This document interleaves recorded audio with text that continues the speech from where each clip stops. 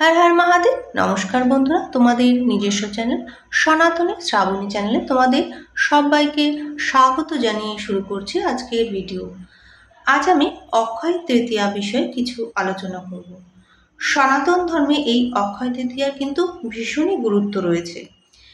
এবছর 2025-এ যে অক্ষয় তৃতীয়া দিনটি পড়ছে সেটি 30শে এপ্রিল। এই দিনে ব্যক্তিরা সোনা রূপো কেনাকাটা করে এবং বিভিন্ন দান ধ্যানও করে, তারা সৎকর্ম করে, ধর্মীয় নানা কাজ করে, তাতে করে অনেক গুণ বেশি ফল লাভ করা যায়। অক্ষয় তৃতীয়ার যে শুভ সময় পুজো পাঠ করার তা হলো, অক্ষয় তৃতীয়া যেদিন শুরু হচ্ছে 29শে এপ্রিল 5:31 বিকেলবেলা, আর শেষ হবে 30শে এপ্রিল দুপুর 2:21। অক্ষয় তৃতীয়ার যে শুভ মুহূর্ত পড়েছে পুজো করার, সেটি 5:41 থেকে 12:18 পর্যন্ত। মোট সময়কাল 6 ঘন্টা 37 মিনিট। অক্ষয় তৃতীয়ার দিন যে আপনি সোনা রূপো কেনাকাটি করবেন সেটি সময় হবে 5:31 থেকে 5:41, অর্থাৎ মোট সময়কাল 12 ঘন্টা 11 মিনিট।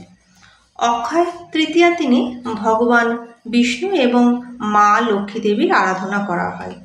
এছাড়াও অনেকে লক্ষ্মী গণেশও পুজো করে। এই দিন লক্ষ্মী পুজোর অত্যন্ত ভক্তি সহকারে ভক্তরা পুজো করে থাকে। এই দিনটি প্রায়শই পরশুরাম জয়ন্তীর সঙ্গে মিলে যায়। ভগবান বিষ্ণুর ষষ্ঠ অবতার ভগবান পরশুরাম। এই দিনে বিশেষ করে ভক্তরা সোনা রূপো অলংকার কিনে শুভ ফল লাভের জন্য তারা দান ধ্যান করে। সাধারণত এই দিন মানুষ যাগ যজ্ঞ পুজো পাঠ দানশীলতার মধ্যে অন্তর্ভুক্ত থাকে, যার লক্ষ্য দরিদ্রদের পোশাক দান করা, ক্ষুধার্তদের খাবার দান করা এবং তাদের প্রয়োজনীয় জিনিসপত্র বিতরণ করা, যার ফলে এই দিনের শুভ প্রভাব আরও বিশেষ করে বৃদ্ধি পাওয়া যায়।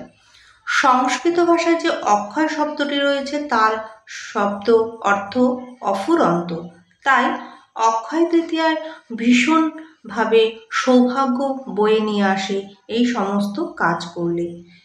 ভিডিওটি এখানেই শেষ করলাম। কেমন লাগলো অবশ্যই কমেন্টের মাধ্যমে জানাবেন এবং সাবস্ক্রাইব করে পাশে থাকবেন। নমস্কার।